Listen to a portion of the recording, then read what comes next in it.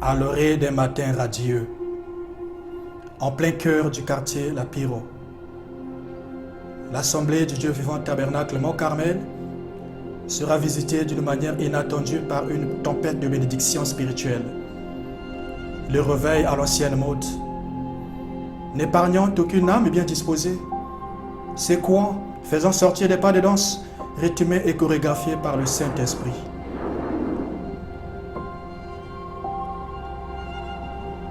Ce grand Elohim qui remplissait toutes choses là-bas dans l'éternité, cherchant à accomplir ses trois desseins, décida de ramener son Saint-Esprit dans l'homme dans les derniers jours, selon Joël 2, 28. Se faire connaître à l'homme, prendre la prédominance dans l'homme et ramener ce dernier à sa position initiale avant la chute dans le jardin d'Éden. De la justification à la sanctification, en passant par le baptême du Saint-Esprit dans l'âme, afin d'atteindre l'adoption. C'est le même Esprit de Dieu qui planait au-dessus des eaux au commencement, à l'aube de la création, afin de donner à la terre la forme. Cette même terre qui autrefois était informe et vide, il y a de cela 6000 ans.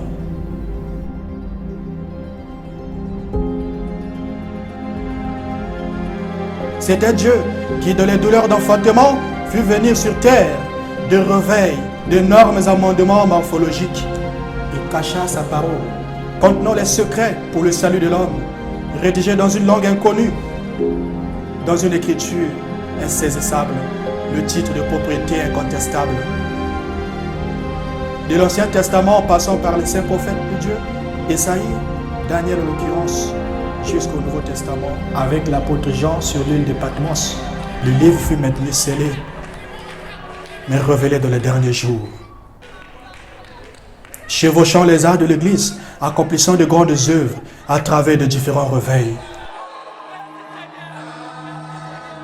C'est le Saint-Esprit en action, poursuivant sa mission de fusion. Une date inoubliable, gravée à jamais dans les mémoires des fidèles de l'Assemblée du Dieu vivant Tabernacle Mont-Carmel.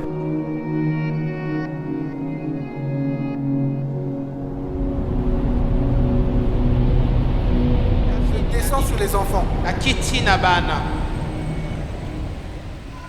Vous êtes dans ma maison. Vous êtes dans la maison de vos parents. La pensée que vous devez avoir, c'est la pensée de qui? Aidez-moi, peut-être que je ne connais pas. La pensée de papa des parents. Si déjà maman doit avoir la pensée de papa selon le message. Vous êtes les enfants. Si papa dit pas de téléphone. Pour que vous viviez longtemps sur la terre. Pour que vous soyez bénis. Pas de téléphone. C'est pas. Oh, merci. Non. Merci. Non. Mais ici, j'attends les Amen. Dites Amen. Dites pas de téléphone. Amen. Diacre, bougez là. Prenez le téléphone. Prenez rapidement. Chez les jeunes. Nous allons encore me donner du travail. Les jeunes, faites sortir moi les téléphones. Oh les mains. Enlève les mains. Oh les mains. Même s'il filme, prenez le téléphone. Ça est où? Il n'y a pas de téléphone. Téléphone. Ici. Bougez pas. Oh. Derrière. Gang. Sœur Princesse, le téléphone. Allez montrer là où c'est chargé. À la maison. Ah bon? Colombe, le téléphone. Hein? Il n'y en a pas. Oh, mais je suis en face de vous. Téléphone. Il n'y a pas de téléphone.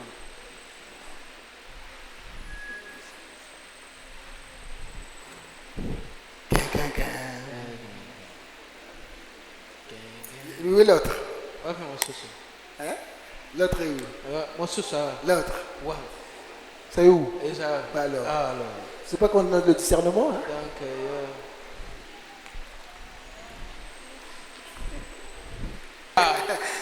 Qui se sent bien? Qui se sent religieux là? Je vois des sourires. Ça veut dire quelque chose là. Frère Baudrin. Le téléphone. C'est à la maison. C'est resté à la maison. La maison c'est loin? C'est juste là. Mais allez-y. Interprétez en marchant. Allez prendre le téléphone. Après, on va recenser. Donc le téléphone, on a peut-être 3 jours pour traiter ça. Donc, le téléphone qu'on va traiter rapidement, on va libérer.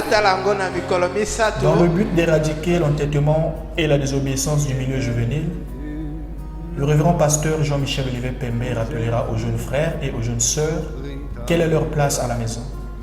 Il va également les inciter à mener une vie de chasteté, d'obéissance aux parents et de sanctification sur laquelle personne ne verra Dieu.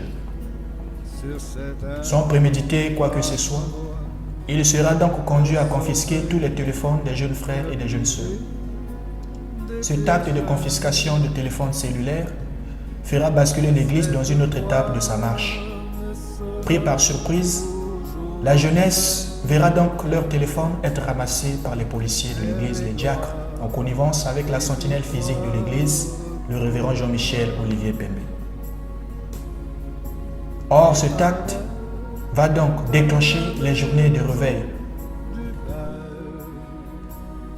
Comme des soldats vaincus, haut les mains, la jeunesse courba les chines devant le vainqueur, le Saint-Esprit qui sonde les cœurs et les reins.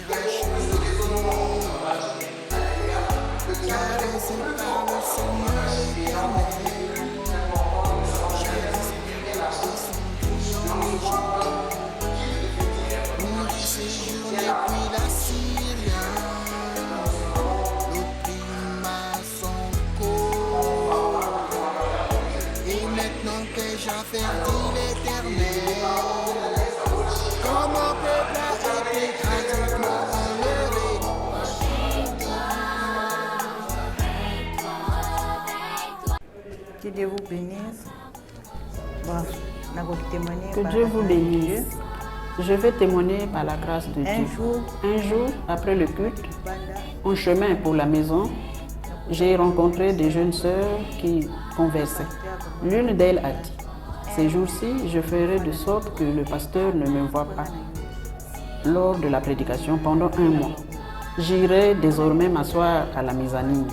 En écoutant ces propos, j'ai demandé à la jeune sœur pourquoi elle parlait de la sorte. Lorsque je dors pendant la prédication, répondit-elle, le pasteur ne fait que m'interpeller.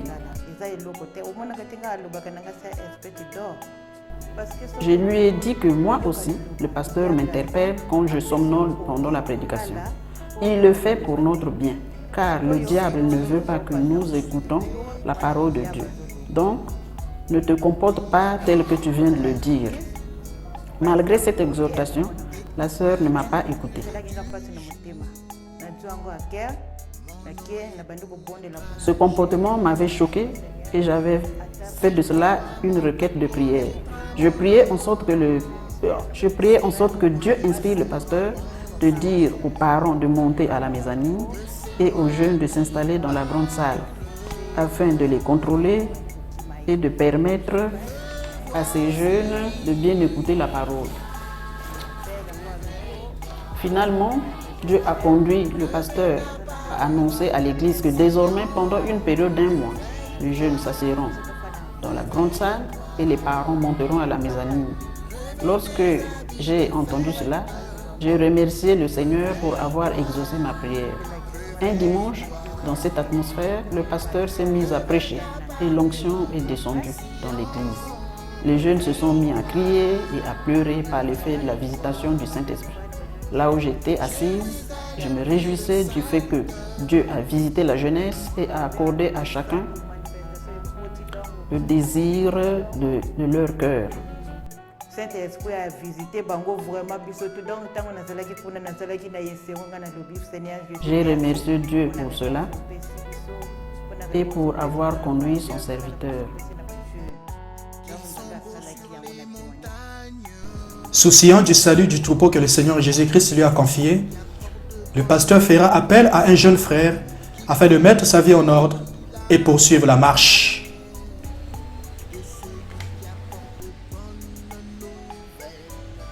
C'est donc l'amour de Dieu qui entrera en action afin de toucher le cœur du frère, quitter son siège et venir se présenter devant le peuple de Dieu. Attestons ainsi la sémence de Dieu.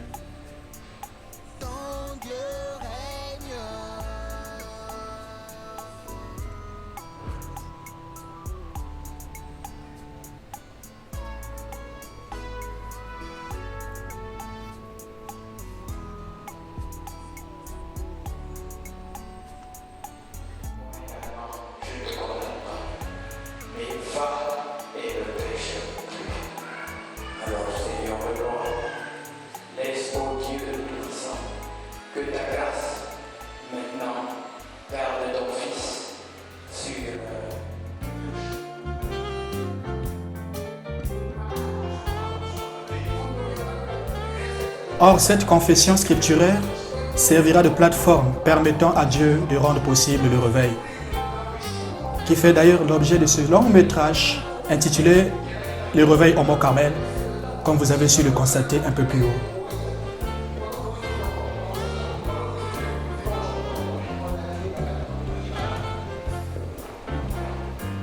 Ainsi, le révérend pasteur Jean-Michel Olivier Pembe, après ce tact glorieux et de respect, adressant ses humbles paroles vers le milieu juvénile, les invitant à respecter et à honorer la doctrine de l'Église, celle de n'épouser que celle qui croit exactement telle que vous-même vous croyez.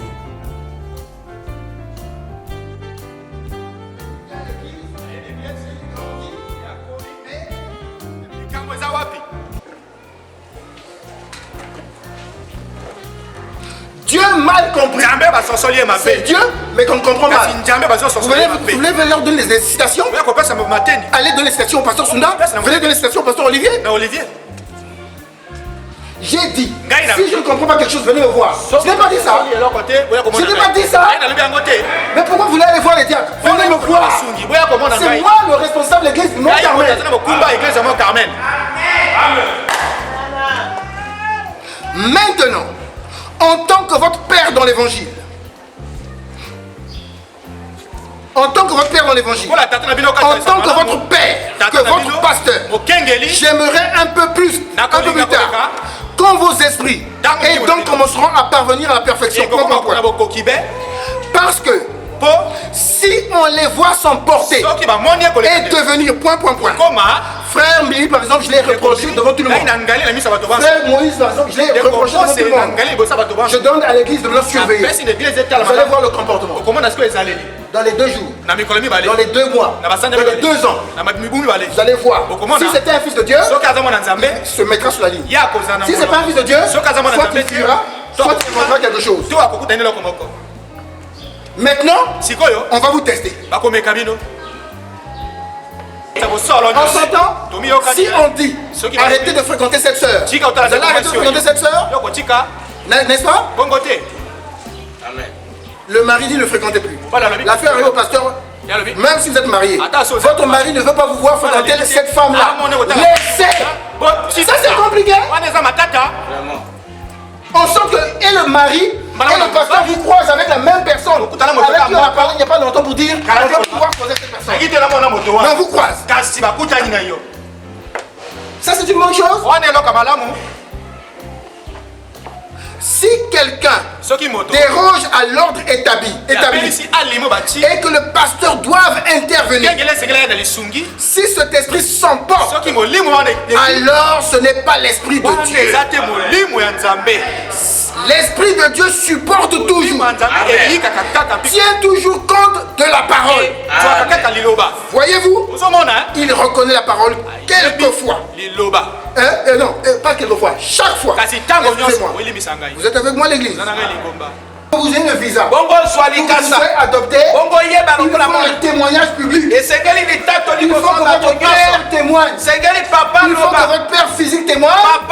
Il faut que l'église témoigne. Pour que l'église témoigne.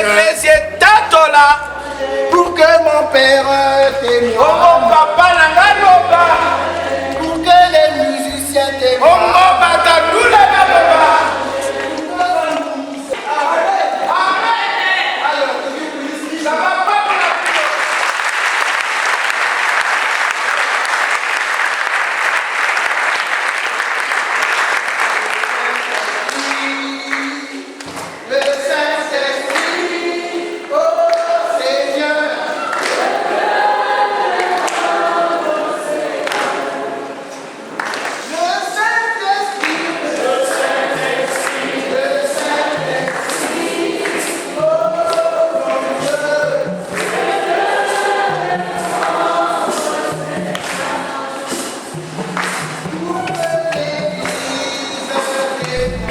Comme une famille, lorsqu'un membre est touché, c'est tout le corps qui est touché. Ainsi, chacun, sans exception, compatit avec des cœurs brisés.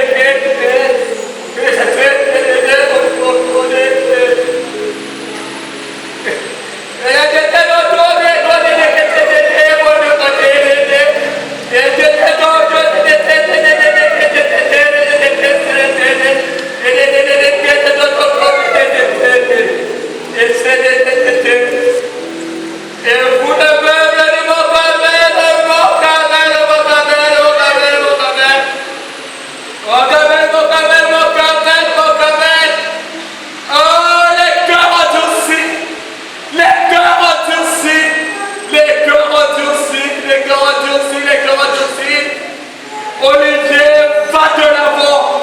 Va de l'avant, je te soutiens, je te soutiens, je te soutiens, je te soutiens. Je te soutiens, je te soutiens, je te soutiens. Et toi qui donnes tête, toi qui donnes tête, toi qui donnes tête, attention. Attention, attention, attention, attention.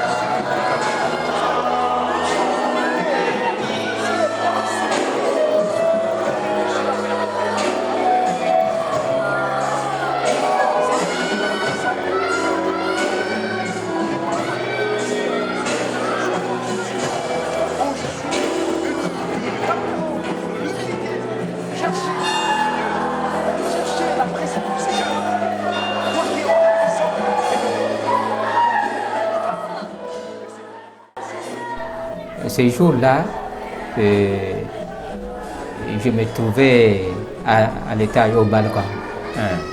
Donc vraiment quand l'esprit secouait, et vraiment moi je regarde en bas là-bas et vraiment et tellement ça persistait, moi je dis ah. Et à un moment donné quand l'esprit au travers du pasteur a parlé, a demandé aux parents de passer, vraiment prier pour les enfants. Bon, j'ai regardé un peu parce que mon épouse se trouvait en bas là-bas. J'ai dit non, il faudrait que je descende. Vraiment, sinon elle seule, parfois ça ne va pas vraiment bien tenir. Et j'étais obligé de descendre. Et je suis arrivé. Voilà, il fallait vraiment. Et vraiment c'était parce que quand c'est comme ça, il faut vraiment le Seigneur lui-même. Il faut le Seigneur lui-même. Donc au fond j'ai dit c'est bon que Dieu ait manifesté vraiment sa puissance comme ça au milieu de son peuple. Et maintenant j'étais obligé d'aller tenir l'enfant. Et vraiment dans cet état, c'est-à-dire au fond de moi, vraiment j'étais content. J'étais content de la manifestation du Tout-Puissant. Vraiment, à un moment donné, vraiment, quand Dieu fait quelque chose comme ça, vraiment j'étais content. Et maintenant, par rapport à ça, il fallait que je retire l'enfant. Et j'étais allé un peu vers l'arrière. Et pendant ce temps, en tout cas, il bousculait là et il s'agitait. Et jusqu'au moment où, en tout cas, j'ai fait pression, vraiment, jusqu'à ce que j'ai prié, j'ai dit Seigneur, et vraiment c'est bon maintenant, et vraiment, fait que maintenant le calme revienne dans l'enfant, vraiment. Et donc j'ai continué à implorer la grâce du Seigneur comme ça.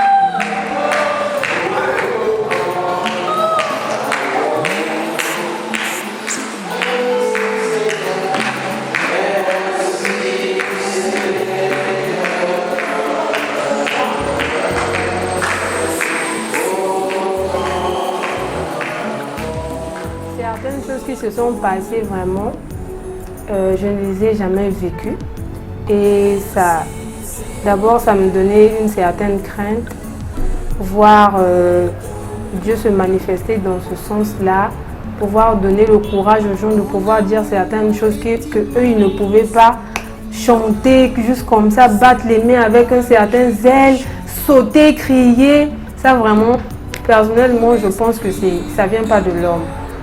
Ensuite, personnellement aussi, je n'ai jamais eu l'idée que je parlerai un jour en langue, donc ça ne me traversait pas l'esprit.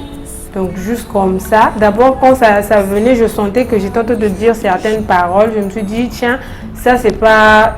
C'est certainement des mauvaises choses qui vont sortir de ma bouche. J'ai essayé de fermer ma bouche pour empêcher que les paroles puissent sortir. Mais je n'ai pas compris, j'ai senti une certaine pression sur la bouche, donc, qui a comme enlevé les mains de la bouche. Et j'ai commencé à parler jusqu'à ce que lui-même il a voulu s'arrêter par là. Donc déjà ça, pour moi c'est vraiment quelque chose de surnaturel parce que c'est pas du fabriqué. En fait, j'étais stupéfaite parce que c'était ma première fois de vivre de tels événements. D'abord, certaines personnes qui, on n'avait même pas idée, quelqu'un qui est aussi timide par exemple. Je ne connais pas le nom du frère, mais c'est un jeune frère par exemple. Quand l'Esprit de Dieu l'avait saisi, il disait qu'on puisse faire passer, qu'on laisse l'enfant passer. Déjà voir de telles réactions, ça prouvait déjà que c'était pas l'homme, c'était quelque chose de surnaturel. Du coup, j'étais vraiment hébétée.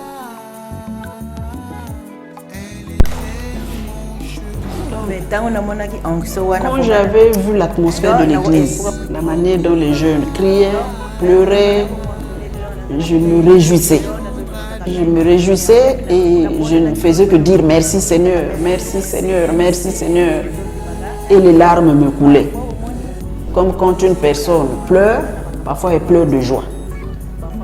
Elle a des larmes, mais c'est la joie. Ce n'est pas les pleurs de douleur, mais les pleurs de joie.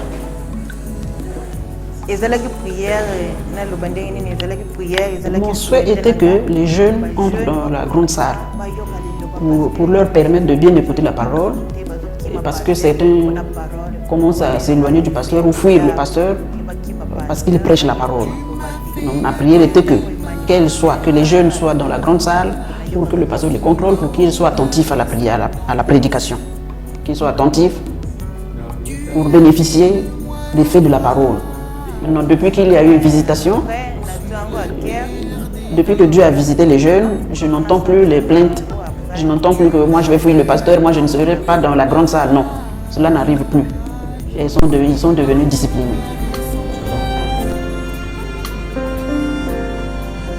Dès le début de ces jours de réveil, les cultes furent marqués par la présence et la puissance de Dieu. Maintes et maintes fois, Dieu déversait ses bénédictions sur ses humbles croyants qui y assistaient.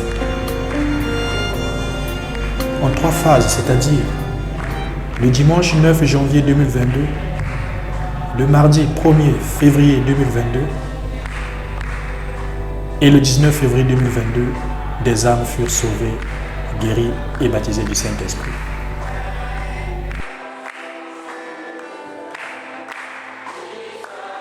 Dieu se meut au sein de ses enfants principalement afin de permettre, au travers de cette Pentecôte, réveiller les âmes engourdies par les mauvaises doctrines. Jésus-Christ donne encore le Saint-Esprit à tous ceux qui le désirent.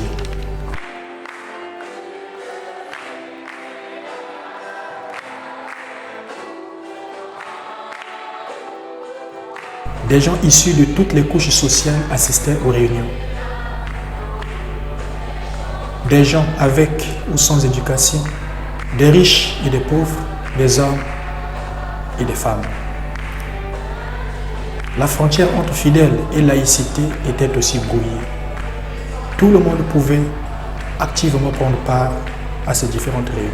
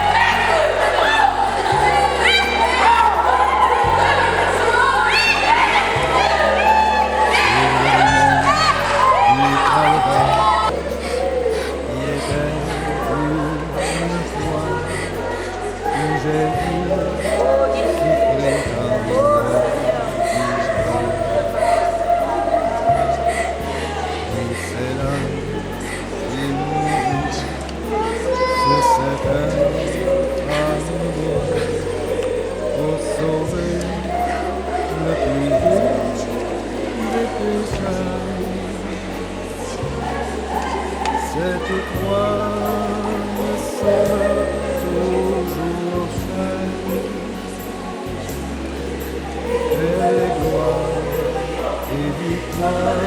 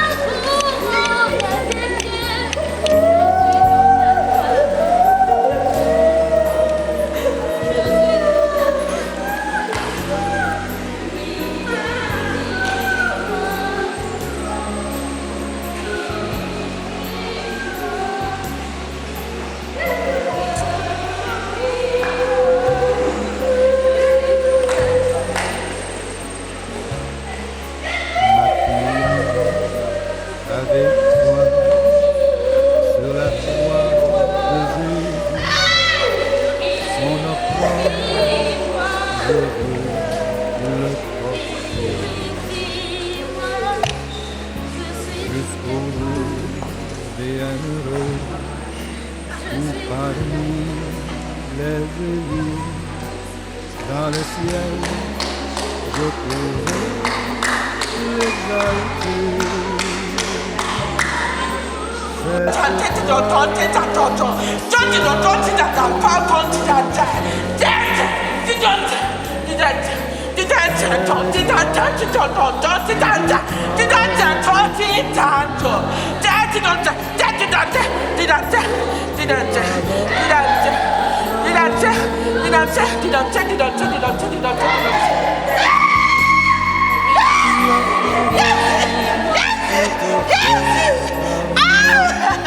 Papa, oui,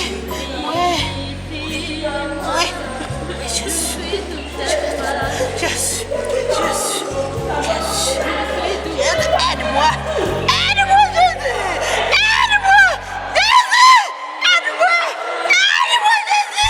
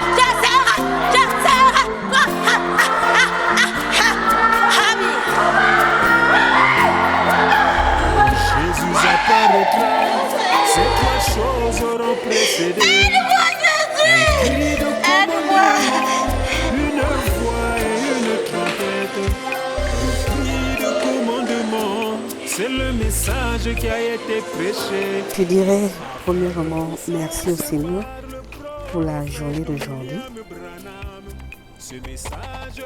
Merci encore au Seigneur pour la journée du 9 janvier et le 1er février. Dieu vraiment nous a beaucoup visité. C'est grâce aux prières. Parce que depuis toujours, j'ai demandé au Seigneur de nous accorder le Saint-Esprit. Que nos sacrifices ne soient pas en vain, nos efforts. J'ai toujours demandé qu'il nous accorde le Saint-Esprit parce que c'est une promesse et qu'on se retrouve de l'autre côté un jour. Pendant les 3 jours de jeûne et prière, le programme qu'il nous avait donné, j'avais demandé au Seigneur de me montrer. C'est lui qui va nous conduire. En fait, je voulais expérimenter mon Dieu, si vraiment il m'exauce. Et ce que j'avais demandé. Donc jusqu'au 3e jour, j'avais prié, j'avais jeûné et c'était la même réponse. Finalement, le jour de vote, quand je suis allée, je n'avais plus à réfléchir. Parce que Dieu m'avait déjà montré. Moi, il dit, c'est lui que tu m'as montré, Seigneur, si c'est lui. Donc, il n'y a plus à réfléchir. Je vais aller droit. Et je suis allée à la fin. C'était le même résultat. Vraiment, j'étais dans la joie. J'étais vraiment dans la joie. Et j'ai toujours dit que le Mont Carmel est béni. Depuis le premier berger jusqu'au 3e. Donc, moi-même, une fois dans la maison, je disais, je crois que celui-là, c'est le dernier. C'est lui qui va nous conduire jusqu'à la fin. Il n'y a plus un 4e. Donc, par rapport aux enseignements, et vu ce qu'il nous a prêché, même il n'y a pas très longtemps, de l'enlèvement et tout, j'avais compris tout ce que j'ai pensé là. C'était vraiment Dieu. Donc, le 9 janvier, là, vraiment, Dieu nous a visités. Et jusqu'aujourd'hui, il a laissé un réveil en moi. C'était vraiment la Pentecôte. J'avais des choses, parfois, j'ai semblé un peu négligée. Mais aujourd'hui, vraiment, par sa grâce, quand je fais quelque chose, après, c'est comme un esprit, comme quelqu'un qui me parle. Ce que tu as fait là, c'est pas ça, c'est pas bien, il faut aller arranger. Donc même avec les païens, les chrétiens, j'arrange. Aussitôt, je vais arranger. Et vraiment, j'avais même négligé la prière de 15 minutes. Mais depuis là, vraiment, ça a laissé un réveil en moi. Quand je ne fais pas les 15 minutes de prière là, je sens vraiment qu'il y a quelque chose qui manque en moi. Même quand je somnole là, comme ce que le dit son serviteur tout en du haut de la chair, on somnole là, donc je chante, je prie, je lis la parole. Donc si je ne le fais pas, vraiment, je ne peux pas dormir. Et même les heures de prière, la chaîne de prière de 3 heures, je n'ai pas le réveil, mais quand on tend vers 3 heures, c'est comme quelqu'un qui frappe quelque chose dans la chambre là, qui me réveille, il est bientôt temps. Donc parfois je peux bouder dans le sommeil. Ah, je sais que c'est la prière, je veux me réveiller, je veux prier, je sais c'est la prière. Donc sûrement que quelqu'un là, il faut te réveiller, c'est la prière, c'est l'heure de la prière, il faut prier. Donc, vraiment, j'ai été bénie. Et l'église, vraiment, je crois que Dieu a beaucoup fait pour nous. Le pasteur était conduit vraiment par le Saint-Esprit, de laisser les jeunes en bas et les parents en haut. Vraiment, c'était l'Esprit de Dieu. Que Dieu le bénisse richement. C'était vraiment l'Esprit de Dieu. Moi, si aujourd'hui je bénéficie parce que j'ai confiance en mon pasteur, je vais rarement aux réceptions.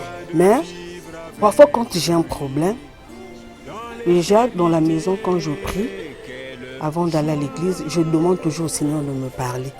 Donc quand j'ai un problème, parfois je peux faire le programme, je vais passer à la réception. Et quand je vais à la prière, au culte, Dieu me parle déjà du haut de la chair. Le problème que j'avais, j'ai déjà reçu la solution. Donc tout le temps vraiment, il me parle du haut de la chair. J'ai compris que c'est là où j'avais compris que notre pasteur est conduit par le Saint-Esprit. Il est conduit par Dieu lui-même. Parce que souvent vraiment j'ai des préoccupations, des questions parfois qui reviennent tout le temps. Mais quand je vais à l'église, bon, avant de sortir, je prie. Et quand j'arrive, il me parle au niveau de la chair. Et quand je sors, toute contente parce que j'ai eu déjà la solution à mon problème.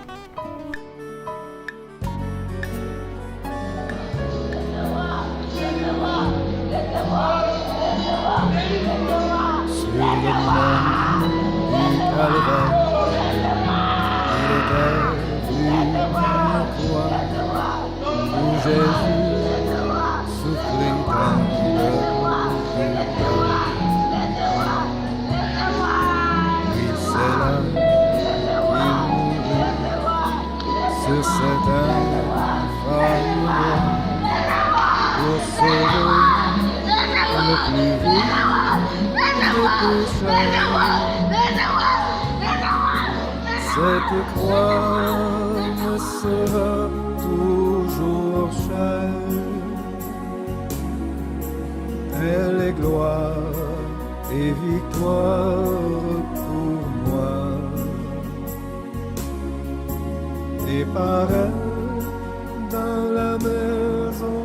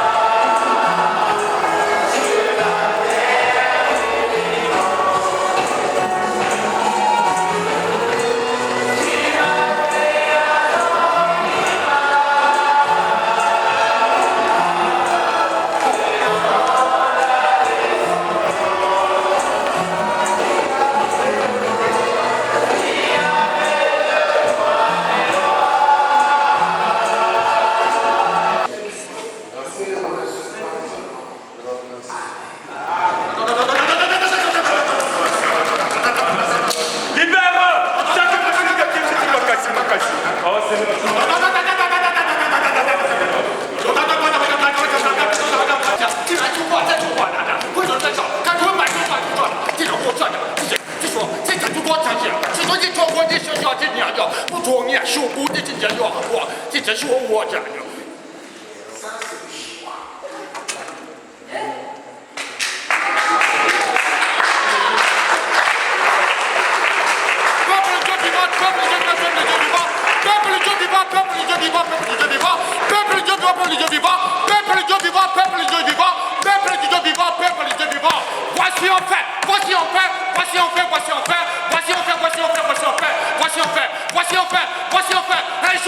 Un jeune qui a touché mon cœur, qui a touché mon cœur, qui a touché mon cœur, qui a touché mon cœur, qui a touché mon cœur,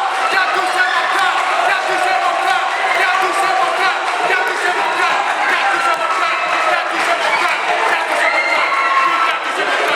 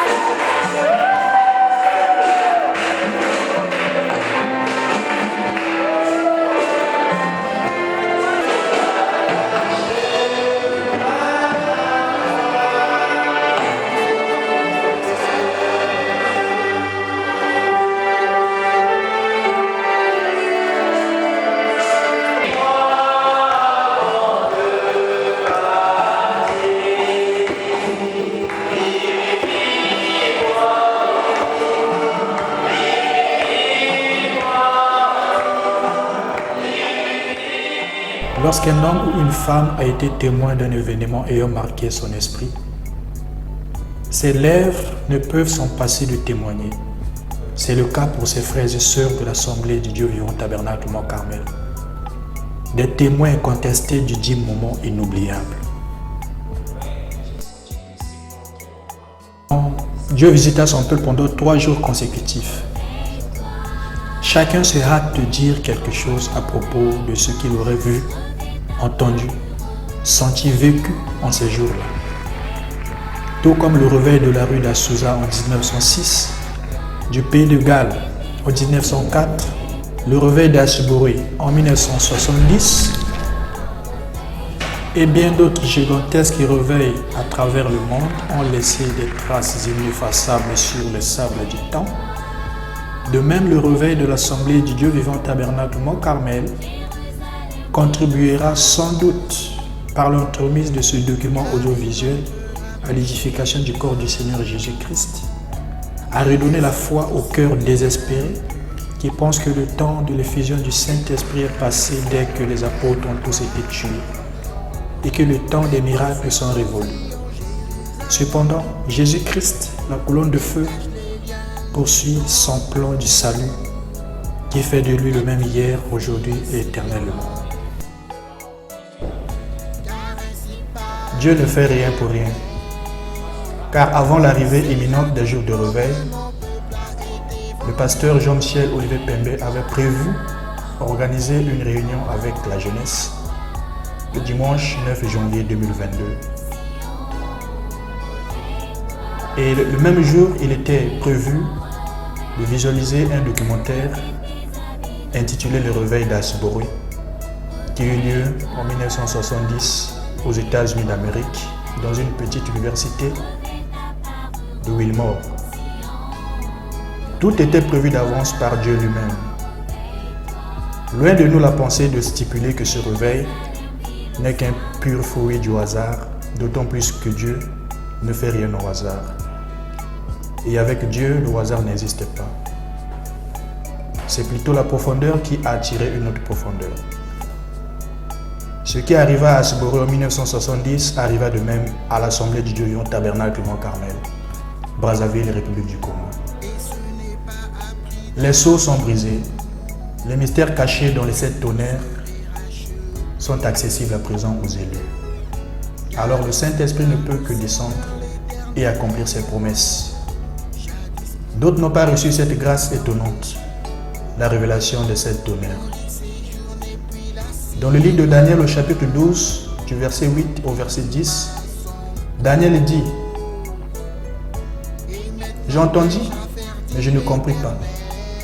Et je dis, mon Seigneur, quelle sera l'issue de ces choses? » Il répondit, « Va, Daniel.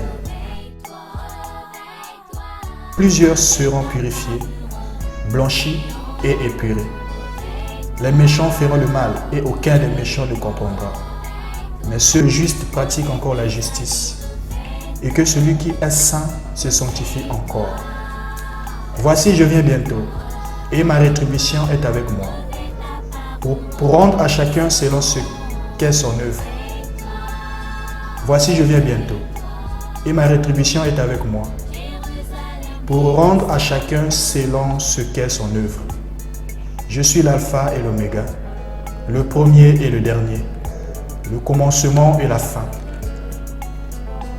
Heureux ceux qui lavent leurs robes, afin d'avoir droit à l'arbre de vie, et d'entrer par les portes dans la ville. Dehors les chiens, les enchanteurs, les impudiques, les meurtriers, les idolâtres, et quiconque aime et pratique le mensonge. Moi, Jésus, j'ai envoyé mon ange pour vous attester ces choses dans les églises.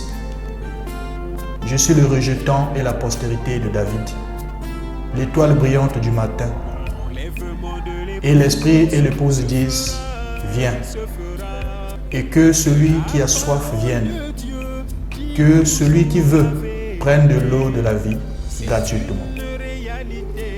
Il se fera, nous serons enlevés. comme Enoch fut enlevé. Enoch était de la 7e génération depuis Adam. Et nous sommes les élus du 7e âge de l'Église. Oh, quelle joie, oui mes frères. Quelle joie, joie d'être avec l'époux pour le pas des noces. Quelle joie de jouir avec Jésus dans le millénium. Quelle joie de vivre avec lui dans l'éternité. Quelle joie.